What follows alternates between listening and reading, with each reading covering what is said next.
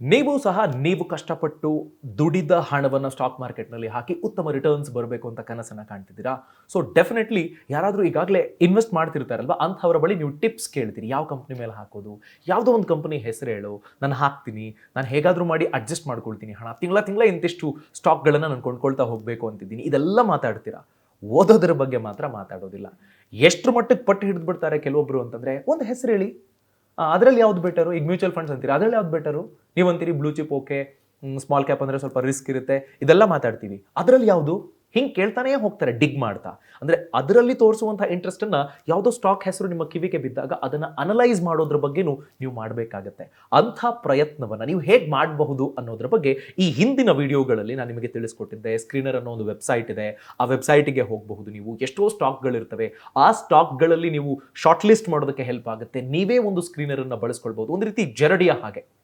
ನಿಮಗೆ ಹೇಗೆ ಕಲ್ಲು ಅಕ್ಕಿ ಎಲ್ಲವೂ ಮಿಕ್ಸ್ ಆಗಿರುತ್ತೆ, ನೀವು ಅಕ್ಕಿಯನ್ನು ಸೆಪರೇಟ್ ಆಗಿ ತೆಗೆದುಕೊಳ್ಳೋದಕ್ಕೆ ಅಥವಾ ಬೇರೆ ಏನೋ ಬೇಡದ್ದನ್ನು ಸೆಪರೇಟ್ ಮಾಡೋದಕ್ಕೆ ಹೇಗೆ ಅವಕಾಶ ಇದೆಯೋ ಜಾಲರ, ಅದೇ ರೀತಿ ಸ್ಕ್ರೀನರನ್ನು ನೀವು ಬಳಸ್ಕೊಳ್ಬಹುದು ಅಂತ. ಸೊ ಅಂಥದ್ದೇ ಒಂದು ಪ್ರಯತ್ನವನ್ನು ಈ ವಿಡಿಯೋದಲ್ಲಿ ನಾವು ಮಾಡೋಣ. ಈಗ ಫಾರ್ ಎಕ್ಸಾಂಪಲ್ ನಾನು ಸ್ಕ್ರೀನ್ ಹೇಗೆ ಮಾಡೋದು, ಏನು ಕತೆ, ಈಗ ಡೆಟ್ ಟು ಈಕ್ವಿಟಿ ರೇಷಿಯೋ ಮೇಲೆ, ಪಿ ಇ ರೇಷಿಯೋ ಮೇಲೆ, ರಿಟರ್ನ್ ಆನ್ ಈಕ್ವಿಟಿ ಮೇಲ, ಅಥವಾ ನೆಟ್ ಪ್ರಾಫಿಟ್ ರೇಸ್ ಆಗಿದೆಯಲ್ಲ ಅದರ ಮೇಲ, ಈ ಎಲ್ಲದರ ಬಗ್ಗೆ ನಿಮಗೆ ಗೊತ್ತಾಗಿದೆ. ಫಾರ್ ಎಕ್ಸಾಂಪಲ್ ಈಗ ನನ್ನ ಕಿವಿಗೆ ಯಾವುದೋ ಒಂದು ಸ್ಟಾಕ್ ಯಾರೋ ನನ್ನ ಫ್ರೆಂಡ್ ಹೇಳಿದ್ರಪ್ಪ, ಇಂಥ ಕಂಪನಿ ಏನೋ ಹೊಸದೇನೋ ಪ್ರಾಡಕ್ಟ್ ತಂದಿದೆಯಂತಪ್ಪ, ಹೇಗೆ ಈ ಕಂಪನಿ ಮೇಲೆ ನಾನು ಹೂಡಿಕೆ ಮಾಡಬಹುದಾ ಅನ್ನೋ ಪ್ರಶ್ನೆಗೆ ಉತ್ತರ ಹೇಗೆ ಕಂಡುಕೊಳ್ತೀರಿ ಅನ್ನೋದ್ರ ಬಗ್ಗೆ ತಿಳ್ಕೊಳ್ತಾ ಹೋಗೋಣ. ನೋಡಿ, ಇತ್ತೀಚೆಗೆ ನಾನು ಬೇರೆ ಬೇರೆ ಕಡೆ ಗಮನಿಸ್ತಾ ಅಮೃತಾಂಜನ್ ಕಂಪನಿಯ ಮುಂದಿನ ಜರ್ನಿಯ ಬಗ್ಗೆ, ಅವರ ಯಶಸ್ಸಿನ ಬಗ್ಗೆ, ಈಗ ಹೇಗೆ ಅವರು ಹೊಸ ಹೊಸ ಪ್ರಾಡಕ್ಟ್ಗಳನ್ನು ತಂದು ಮಾರ್ಕೆಟ್ನಲ್ಲಿ ಇನ್ನೂ ಸ್ಟ್ರಾಂಗ್ ಆಗೋದತ್ತ ಮುಂದುವರಿತಿದ್ದಾರೆ ಅನ್ನೋದ್ರ ಬಗ್ಗೆ ತಿಳ್ಕೊಂಡೆ. ಅದರ ಬಗ್ಗೆ ನಿಮಗೆ ಹೇಳೋಣ ಅಂತ ನನಗನ್ನಿಸ್ತು. ಆದರೆ ಇದು ಯಾವುದೇ ಥರದ ಬೈ ಅಥವಾ ಸೆಲ್ನ ರೆಕಮೆಂಡೇಶನ್ ಅಲ್ಲ, ನೀವು ಅದನ್ನು ಕೊಂಡುಕೊಳ್ಬೇಕು ಅನ್ನೋದು ನಮ್ಮ ಉದ್ದೇಶ ಅಲ್ಲ. ಆ ಕಂಪನಿ ಏನು ಮಾಡ್ತಿದೆ, ಹೇಗೆ ಅನಲೈಸ್ ಮಾಡಬೇಕು ಅನ್ನೋದನ್ನು ಎಜುಕೇಷನ್ ಪರ್ಪಸ್ಸಿಗೆ ಮಾತ್ರ ನಿಮ್ಮ ಮುಂದೆ ನಾನು ತರ್ತಿದ್ದೀನಿ. ಈ ಮುಂಚೆ ಕೂಡ ಹೇಳಿದ್ದೆ, ಸ್ಕ್ರೀನರಲ್ಲಿ ನಾವು ಜಾಸ್ತಿ ಮಾಹಿತಿಯನ್ನು ನೋಡೋದಕ್ಕೆ ಸಿಗ್ತಾ ಇದೆ ಅಂತ. ಸೊ ಬಹಳ ಸಿಂಪಲ್, ಸ್ಕ್ರೀನರ್ಗೆ ಹೋಗಿ.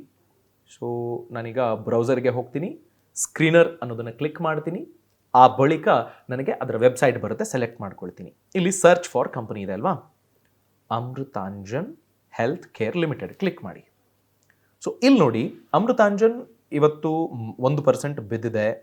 902 ರೂಪಾಯಿನಲ್ಲಿ ಕರೆಂಟ್ ಪ್ರೈಸ್ ಇದೆ. High 1026, low 439, P ratio 41, and book value 81 ಇದೆ. Dividend yield 0.4%, face value 1, return on equity 32%, return on capital employed 43%. ಚೆನ್ನಾಗಿದೆ, ಇದೆಲ್ಲವೂ ಓಕೆ.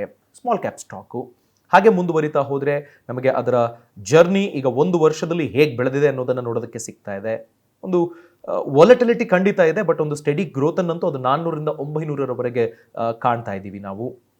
ಹಾಗೆ ನೀವು ನೋಡಿ, ಇಲ್ಲಿ ನೋಡಿ, ಪ್ರೋಸ್ ಆ್ಯಂಡ್ ಕಾನ್ಸ್ ಅನ್ನು ಗಮನಿಸಿದರೆ ಕಂಪನಿ ಸಾಲವನ್ನು ಕಡಿಮೆ ಮಾಡಿಕೊಂಡಿದೆ, ಡೆಟ್ ಫ್ರೀ ಅಂತ ಆಲ್ಮೋಸ್ಟ್ ನಾವು ಕನ್ಸಿಡರ್ ಮಾಡಬಹುದು. ಎಕ್ಸ್ಪೆಕ್ಟೇಷನ್ಸ್ ಗುಡ್ ಕ್ವಾರ್ಟರ್ ಯೀಲ್ಡ್ ಅನ್ನು ಕೊಡುತ್ತೆ ಅಂತ ಈಗ ಮಾರ್ಕೆಟ್ ಅನಾಲಿಸಿಸ್ ಹೇಳ್ತಾ ಇದೆ. ಆ್ಯಂಡ್ ಮೋರೋವರ್ ನೋಡಿ, 23.42%ನಷ್ಟು CAGR ಪ್ರಾಫಿಟ್ ಗ್ರೋತ್ ಅನ್ನು ಕಳೆದ 5 ವರ್ಷದಲ್ಲಿ ಈ ಕಂಪನಿ ರಿಜಿಸ್ಟರ್ ಮಾಡ್ತಾ ಇದೆ. ಇದು ಬಹಳ ಇಂಪಾರ್ಟೆಂಟ್ ವಿಷಯ. ಹಾಗೆಯೇ ಹೆಲ್ದಿ ಡಿವಿಡೆಂಡ್ ಪೇ ಔಟ್ 23.37%ನಷ್ಟು ಲಾಭಾಂಶವನ್ನು ತನ್ನ ಶೇರ್ ಹೋಲ್ಡರ್ಸ್ಗೆ ಅದು ಕೊಡ್ತಾ ಬರ್ತಾ ಇದೆ. ಸೊ ಈಗ ನಾವು ಮುಂದುವರೆದು ಗಮನಿಸಬೇಕಾಗಿರೋದೇನಪ್ಪ ಅಂತಂದರೆ, ಪಿಯರ್ಸ್ ಯಾವ್ಯಾವ ಕಂಪನಿಗಳಿದ್ದಾವೆ ನೋಡಿ. ಇಲ್ಲಿ ನಿಮಗೆ ಬೇರೆ ಬೇರೆ ಅಜಂತಾ ಫಾರ್ಮಾ ಇದೆ, ಲವರಸ್ ಲ್ಯಾಬ್ಸ್ ಇದೆ, ಎರಿಸ್ ಲೈಫ್ ಸೈನ್ಸ್ ಇದೆ, ಕ್ಯಾಪ್ಲಿನ್ ಪಾಯಿಂಟ್ ಲ್ಯಾಬ್, ಹೀಗೆ ಅನೇಕ ಕಂಪನಿಗಳಿದ್ದಾವೆ. ಇಲ್ಲಿ ಪಿ ರೇಷಿಯೋ ಅಂತ ನೀವು ನೋಡಿಕೊಂಡ್ರೆ ನೋಡಿ, ಅಮೃತಾಂಜನ್ನು, ಹೆಸ್ಟರ್ ಬಯೋಸು, ಸಿನ್ಕಾಮ್ ಫಾರ್ಮುಲ್, ಇವುಗಳ ಪಿ ಜಾಸ್ತಿ ಇದೆ. ಅದರ ಜೊತೆಗೆ ನೋಡಿ, ಅಮೃತಾಂಜನ್ದು ರಿಟರ್ನ್ ಆನ್ ಕ್ಯಾಪಿಟಲ್ ಎಂಪ್ಲಾಯ್ಡ್ ಈ ಸೆಕ್ಟರ್ನಲ್ಲೇ ದಿ ಬೆಸ್ಟ್ ಇದೆ, 43.6%.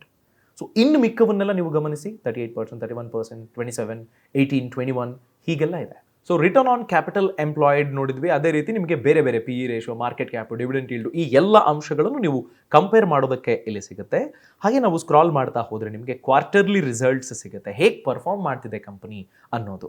ಅದೇ ರೀತಿ ಪ್ರಾಫಿಟ್ ಆ್ಯಂಡ್ ಲಾಸ್ ಸ್ಟೇಟ್ಮೆಂಟ್ ಅನ್ನೋದು ಇದೆಯಲ್ಲ, ಅದು ಸಹ ನಿಮಗೆ ಸಿಗುತ್ತೆ. ನೋಡಿ, ನೆಟ್ ಪ್ರಾಫಿಟ್ ಅನ್ನೋದನ್ನೆಲ್ಲ ನೀವು ಗಮನಿಸಿದ್ರೆ ನೋಡಿ, ಮಾರ್ಚ್ 2010ರಲ್ಲಿ 12 ಕೋಟಿ ಇದ್ದಿದ್ದು ಈಗ 63 ಕೋಟಿ ಆಗಿದೆ. ಸೊ ನಾವು ಗಮನಿಸಬೇಕು, 61 ಕೋಟಿ ಅಂತಲೇ ನಾವು ಗಮನಿಸಿ. ಮಾರ್ಚ್ 2021 ನೀವು ಲೆಕ್ಕ ಹಾಕ್ಕೊಂಡ್ರೆ 12 ಕೋಟಿ ಇದ್ದಿದ್ದು 61 ಕೋಟಿ, ಆಲ್ಮೋಸ್ಟ್ 5 ಪಟ್ಟು ಬೆಳೆದಿದೆ. ಕಳೆದ ಎಷ್ಟು 10-11 ವರ್ಷದಲ್ಲಿ 5 ಪಟ್ಟು ಬೆಳೆದಿದೆ ಅನ್ನೋದು ಸಹ ಬಹಳ ಇಂಪಾರ್ಟೆಂಟ್ ವಿಚಾರ. ಇನ್ನು ಕೆಲ ವಿಚಾರಗಳನ್ನು ನಾವು ಗಮನಿಸಬೇಕಾಗಿರುತ್ತೆ ಅಮೃತಾಂಜನ್ ಬಗ್ಗೆ. ಏನಪ್ಪಾ ಅಂತಂದ್ರೆ ಅವ್ರು ನೋಡಿ, ಈಗ ಮಾರ್ಕೆಟ್ ಶೇರ್ನಲ್ಲಿ ಹೆಡ್ ಬಾಮ್ ಅಂತ ಇದೆಯಲ್ಲ, ಅಂದ್ರೆ ನಿಮಗೆ ಮಾಮೂಲಿ ಹಣೆಗೆ ತಲೆನೋವಿಗೆ ಅಂತ ಹಚ್ಚುವಂತಹ ಒಂದು ಪ್ರಾಡಕ್ಟ್ಗಳ ಪೈಕಿ ಅಮೃತಾಂಜನ್ 43% ಮಾರ್ಕೆಟ್ ಶೇರ್ ಅನ್ನ ಹೊಂದಿದೆ ಇಲ್ಲಿವರೆಗೆ. ಸೊ ಆ ಕಾರಣಕ್ಕೆ ಇದು ಡೆಫಿನೆಟ್ಲಿ ಒಂದು ಲೀಡರ್ ಇನ್ ದ್ಯಾಟ್ ಸ್ಪೇಸ್ ಅಂತ ನಾವು ಪರಿಗಣಿಸಬಹುದು. ಅದೇ ರೀತಿ ಇವರ ಬಿಸ್ನೆಸ್ ಕೋರ್ ಏನಿದೆ ಅದನ್ನು ತುಂಬಾ ಸ್ಟ್ರಾಂಗ್ ಆಗಿ ಮೇಂಟೈನ್ ಮಾಡ್ತಾ ಇದ್ದಾರೆ. ಹೊಸ ಹೊಸ ಇನ್ವೆನ್ಷನ್ಸ್ ಅನ್ನ ತರ್ತಾ ಇದ್ದಾರೆ. ಆ ಇನ್ವೆನ್ಷನ್ಸ್ಗಳ ಬಗ್ಗೆನೂ ನಾವು ತಿಳ್ಕೊಳ್ಬೇಕಾಗುತ್ತೆ. ಯಾಕೆ ಅಂತಂದ್ರೆ ಅವರು ಅನೇಕ ಪೇನ್ ರಿಲೀಫ್ ಪ್ರಾಡಕ್ಟ್ಗಳನ್ನು ತರ್ತಾ ಇದ್ದಾರೆ. ಈಗ ನಿಮಗೆ ಮಾಮೂಲಿ ಕಟ್ಟು ಅಂತ ಹಾಕ್ತಾರೆ ಉಳುಕಿದ್ದಕ್ಕೆ, ಮಾಮೂಲಿ ನಿಮಗೆ ಡಾಟ್ ಡಾಟ್ ಡಾಟ್ ಡಾಟ್ ತರ ಓಪನಿಂಗ್ ಇರುತ್ತೆ, ವೈಟ್ ಕಲರ್ದು ಒಂದು ರೀತಿ ಅಂಟ್ಕೊಳ್ಳುವಂಥದ್ದನ್ನ ಹಾಕ್ತಾರೆ ಗೊತ್ತಾ. ಅಂಥದ್ದನ್ನ ಅಮೃತಾಂಜನ್ ಅವರು ಈಗಾಗಲೇ ಮಾರ್ಕೆಟ್ಗೆ ತಂದಿದ್ದಾರೆ. ಅದರದ್ದು ಓವರ್ ದ ಕೌಂಟರ್ ಏನು ಸೇಲ್ಸ್ ಇದೆಯಲ್ಲ ಅದು ಚೆನ್ನಾಗಿ ಇಂಪ್ರೂವ್ ಆಗ್ತಿದೆ ಅನ್ನೋ ಅಂಶ ಸಹ ಅವರ ಕಂಪನಿ ವೆಬ್ಸೈಟ್ ನಲ್ಲಿ ನಮಗೆ ಗೊತ್ತಾಗುತ್ತೆ. ಅದೇ ರೀತಿ ಸ್ಟೇಬಲ್ ಸಪ್ಲೈ ಚೈನ್ ಅನ್ನೋದು ಬಹಳ ಇಂಪಾರ್ಟೆಂಟ್ ವಿಚಾರ. ಯಾಕೆ ಅಂತಂದ್ರೆ ಇದೇನೋ ಪೆರಿಷಬಲ್ ಗೂಡ್ ಅಲ್ಲ. ಅಂದ್ರೆ ಈಗ ನಾನು ಕೊಡ್ತೀನಿ, ಇನ್ನೊಂದು 15 ದಿನದಲ್ಲಿ ಮಾರಾಟ ಆಗಲಿಲ್ಲ ಅಂದ್ರೆ ತರಕಾರಿ ಹಣ್ಣು ಹಾಳಾಗ್ಬಿಡುತ್ತಲ್ಲ, ಆ ಥರ ಇದೇನೋ ಹಾಳಾಗ್ಬಿಡುತ್ತೆ ಅನ್ನೋ ಥರದ ಸಮಸ್ಯೆ ಇಲ್ಲ. ಸೊ ಆ ಕಾರಣಕ್ಕೆ ಸಪ್ಲೈ ಚೈನ್ ಬಗ್ಗೆ ತುಂಬಾ ತಲೆ ಕೆಡಿಸ್ಕೊಳ್ಬೇಕಾಗಿಲ್ಲ. ಇವರು ವೆರೈಟಿ ಆಫ್ ಪ್ರಾಡಕ್ಟ್ಸ್ ತಂದಾಗ್ಯೂ ಅಮೃತಾಂಜನ್ ಅನ್ನೋ ಬ್ರ್ಯಾಂಡ್ನ ಕಾರಣಕ್ಕಾಗಿ ಪೇನ್ ರಿಲೀಫ್ ಸ್ಪೇಸ್ನಲ್ಲೇ ಬೇರೆ ಬೇರೆ ಪ್ರಾಡಕ್ಟ್ಗಳು ಡೆಫಿನೆಟ್ಲಿ ಸೇಲ್ ಆಗುತ್ತೆ. 43% ಶೇರ್ ಇರೋದ್ರಿಂದ ಇವರು ಹೊಸ ಪ್ರಾಡಕ್ಟ್ಗಳನ್ನು ಡೆಫಿನೆಟ್ಲಿ ಈಸಿಯಾಗಿ ಜನರಿಗೆ ತಲುಪಿಸಬಹುದು. ಅದಕ್ಕಿಂತ ಹೆಚ್ಚು ಹಣ ಖರ್ಚು ಮಾಡಬೇಕು ಅನ್ನೋ ಥರದ ಯಾವುದೇ ಸಮಸ್ಯೆ ಇವರ ಮೇಲಿಲ್ಲ. ಹಾಗೆಯೇ ಸೇಲ್ಸ್ ಅಂತ ನಾವು ಗಮನಿಸಿದ್ರೆ 2013-12ರಿಂದ 2021ರವರೆಗೆ ನೀವು ಗಮನಿಸಿದ್ರೆ ಆಲ್ಮೋಸ್ಟ್ 3 ಪಟ್ಟಿಗಿಂತ ಜಾಸ್ತಿ ಆಗಿದೆ ಬರೀ 9 ವರ್ಷದಲ್ಲಿ. ಇಷ್ಟರ ಮಟ್ಟಿಗೆ ಸೇಲ್ಸ್ನಲ್ಲಿ ಗ್ರೋತ್ ಆಗ್ತಿದೆ. ನೆಟ್ ಪ್ರಾಫಿಟ್ನಲ್ಲಿ ನಾವು ಆಗಲೇ ಗಮನಿಸಿದ್ವಿ 5 ಪಟ್ಟಿಗಿಂತಲೂ ಹೆಚ್ಚು ಗ್ರೋತ್ ಅನ್ನ ಈ ಕಂಪನಿ ಈಗ ರೆಕಾರ್ಡ್ ಮಾಡಿರೋದಿದೆ. ಅದರ ಜೊತೆಗೆ ಫ್ರೀ ಕ್ಯಾಶ್ ಫ್ಲೋ ಸಹ ಈ ಕಂಪನಿಯ ಒಂದು ಬೆನಿಫಿಟ್ ಪಾಯಿಂಟ್ ಅನ್ನೋದು ನಮಗೆ ಗೊತ್ತಾಗ್ತಾ ಇದೆ. ಯಾವ ಕಾರಣಕ್ಕಾಗಿ ಅದರ ಬ್ಯಾಲೆನ್ಸ್ ಶೀಟ್ನ ಕಂಪೇರ್ ಮಾಡ್ತಾ ನೋಡಿದ ಸಂದರ್ಭದಲ್ಲಿ, ಅಂದರೆ ಬೇರೆ ಬೇರೆ ಕಂಪನಿಗಳು ಮತ್ತೆ ನೀವು ಸ್ಕ್ರೀನರ್ಸ್ ಅನ್ನು ಹಾಕಿ ಸಹ ಡೆಟ್ ಎಷ್ಟಿದೆ ಅಥವಾ ಪಿ ರೇಷಿಯೋ ಎಷ್ಟಿರಬೇಕಾಗುತ್ತೆ, ಡೆಟ್ ಟು ಈಕ್ವಿಟಿ ರೇಷಿಯೋ ಎಷ್ಟಿರಬೇಕು, ನೆಟ್ ಪ್ರಾಫಿಟ್ ಎಷ್ಟಿರಬೇಕು, ಡಿವಿಡೆಂಡ್ ಯೀಲ್ಡ್ ಎಷ್ಟಿರಬೇಕು ಅನ್ನೋ ರೀತಿಯಲ್ಲಿ ಸ್ಕ್ರೀನರ್ಗಳನ್ನು ನೀವು ಹಾಕ್ಕೊಂಡು ಈ ಕಂಪನಿಯ ಪಿಯರ್ಸ್ ಅನ್ನು ಸಹ ನೀವು ಡೆಫಿನೆಟ್ಲಿ ಕಂಪೇರ್ ಮಾಡೋದಕ್ಕೆ ಅವಕಾಶ ಇರುತ್ತೆ. ಸೊ ಹೀಗೆ ಈ ಕಂಪನಿ ಹೊಸ ಹೊಸ ಪ್ರಾಡಕ್ಟ್ಗಳನ್ನು ತರ್ತಾ ಮುಂದುವರಿತಾ ಇದೆ. ಇನ್ನೊಂದು ಹೊಸ ಪ್ರಾಡಕ್ಟ್ ಏನಪ್ಪಾ ಅಂತಂದ್ರೆ ಸ್ಯಾನಿಟರಿ ನ್ಯಾಪ್ಕಿನ್ಗಳನ್ನು ಈ ಕಂಪನಿ ತರ್ತಾ ಇದೆ. ಅದು ಸ್ಯಾನಿಟರಿ ನ್ಯಾಪ್ಕಿನ್ಗಳನ್ನು ತರ್ತಿರೋದು ಬಹಳ ದೊಡ್ಡ ವಿಷಯ ಅಲ್ಲ, ಆದರೆ ಅಫೋರ್ಡೆಬಲ್ ರೇಟ್ನಲ್ಲಿ ಸ್ಯಾನಿಟರಿ ನ್ಯಾಪ್ಕಿನ್ಗಳನ್ನು ತರ್ತಾ ಇದ್ದಾರೆ. ನಮ್ಮಲ್ಲಿ ಕ್ಲೀನ್ಲಿನೆಸ್ನ ಬಗ್ಗೆ, ಹೈಜೀನ್ನ ಬಗ್ಗೆ ಅಂಥ ದೊಡ್ಡ ಮಟ್ಟದ ಮಾಸ್ ಎಜುಕೇಟ್ ಆಗಿರೋದು ಕಡಿಮೆ. ಯಾಕೆ ಅಂತಂದರೆ ಹಳ್ಳಿಗಳಲ್ಲೆಲ್ಲ ನಿಮಗೆ ಈಗಲೂ ಸಹ ಸ್ಯಾನಿಟರಿ ನ್ಯಾಪ್ಕಿನ್ನ ಐಡಿಯಾವನ್ನು ಒಪ್ಕೊಳ್ಳೋದಿಲ್ಲ, ಅಥವಾ ಬೇರೆ ಏನೋ ಮೆಟೀರಿಯಲನ್ನೇ ಯಾವುದೋ ಒಂದು ಫ್ಯಾಬ್ರಿಕನ್ನೇ ಬಳಸ್ಕೊಂಡು ಮ್ಯಾನೇಜ್ ಮಾಡಿಬಿಡುವಂತಹ ಒಂದು ಪರಿಪಾಠ ಈಗಲೂ ಇದೆ ಹಳ್ಳಿಗಳಲ್ಲಿ. ಸೊ ಅದಕ್ಕೆ ಡೆಫಿನೆಟ್ಲಿ ಈ ಲೋ ಕಾಸ್ಟ್ ನ್ಯಾಪ್ಕಿನ್ ಹೆಲ್ಪ್ ಆಗುತ್ತೆ. ಸೊ ಇದು ಹೊಸ ಸ್ಪೇಸು. ಆ ಸ್ಯಾನಿಟರಿ ನ್ಯಾಪ್ಕಿನ್ ಸ್ಪೇಸ್ನಲ್ಲಿ 2%ನಷ್ಟು ಶೇರನ್ನು ಈ ಕಂಪನಿ ಈಗ ಕ್ಯಾಪ್ಚರ್ ಮಾಡ್ಕೊಂಡಿದೆ. ಮುಂದಿನ ದಿನಗಳಲ್ಲಿ ಈಗಾಗಲೇ 43% ಪೇನ್ ರಿಲೀಫ್ ಸ್ಪೇಸ್ನಲ್ಲಿ ಬೇರೆ ಬೇರೆ ಬ್ಯಾಂಡ್ಗಳಂತೆ ಬೇರೆ ಬೇರೆ ಥರದ ಪ್ರಾಡಕ್ಟ್ಗಳನ್ನು ಅವರು ತರ್ತಿದ್ದಾರೆ. ಅದರ ಜೊತೆಗೆ ಸ್ಯಾನಿಟರಿ ನ್ಯಾಪ್ಕಿನ್ನ ಸ್ಪೇಸಿಗೂ ಬರ್ತಾ ಇದ್ದಾರೆ. ಸೊ ಈ ಎಲ್ಲ ಕಾರಣಕ್ಕಾಗಿ ಡೆಫಿನೆಟ್ಲಿ ಈ ಕಂಪನಿಗೆ ಹೆಚ್ಚು ಬೆಳೆಯೋದಕ್ಕೆ ಮುಂದಿನ ದಿನಗಳಲ್ಲಿ ಅವಕಾಶ ಇದೆ ಅನ್ನೋದು ಗೊತ್ತಾಗ್ತಾ ಇದೆ. ಯೋಚನೆ ಮಾಡಿ, ಇನ್ಫೋಸಿಸ್ ಸಹ ಆರಂಭಿಕ ದಿನಗಳಲ್ಲಿ ಎಷ್ಟಿತ್ತು ಸ್ಟಾಕ್ ಪ್ರೈಸು, ಯಾಕೆ ಬೆಳೀತು? ಬಿಕಾಸ್ ಅದು ಅನೇಕ ಇಂಪ್ರೂವಿಂಗ್ ಟೆಕ್ನಾಲಜಿಯ ವಿಚಾರಗಳನ್ನು ಅವರು ಜಾರಿಗೆ ತಂದುಕೊಂಡ್ರು, ಬೆಳೀತಾ ಹೋದ್ರು, ಹೊಸ ಹೊಸ ಪ್ರಾಡಕ್ಟ್ಗಳನ್ನು ಸೊಲ್ಯೂಷನ್ಸ್ ಅನ್ನು ಕೊಡ್ತಾ ಬಂದರು. ಟೆಕ್ನಾಲಜಿ ವಿಚಾರದಲ್ಲಿ ಹೀಗೆ ಬೆಳೀತಾ ಹೋಯಿತು ಕಂಪನಿ. ಅದೇ ರೀತಿ ಅಮೃತಾಂಜನ್ ಸಹ ಈ ಥರದ ಕೆಲ ಅಂಶಗಳನ್ನು ಟಾರ್ಗೆಟ್ ಮಾಡ್ತಾ ರಿವೈವ್ ಮಾಡ್ತಾ ಇದೆ. ಅಂದರೆ ಆ ಸ್ಪೇಸ್ನಲ್ಲಿ ಇದು ನಾವೆಲ್ಲರೂ ಕೇಳಿರುವಂಥ ಕಂಪನಿ ಹೆಸರೇನೆ. ಅವರೀಗ ಹೊಸ ರೂಪದಲ್ಲಿ ಹೊಸ ಪ್ರಾಡಕ್ಟ್ಗಳಲ್ಲಿ ಜನರ ಮುಂದೆ ಬರ್ತಾ ಇದ್ದಾರೆ. ಸೊ ನಾವು ಒಂದು ಕಡೆ ಅನಾಲಿಸಿಸ್ಗೆ ಸ್ಕ್ರೀನರ್ನಲ್ಲಿ ಸಿಕ್ಕಂಥ ಅನೇಕ ಅಂಶಗಳನ್ನು ತಗೊಂಡ್ವಿ, ಅಲ್ಲಿ ಗಮನಿಸಿದ್ವಿ, ಕಂಪನಿಗಳನ್ನು ನಾವು ಕಂಪೇರ್ ಮಾಡ್ಕೊಂಡ್ವಿ.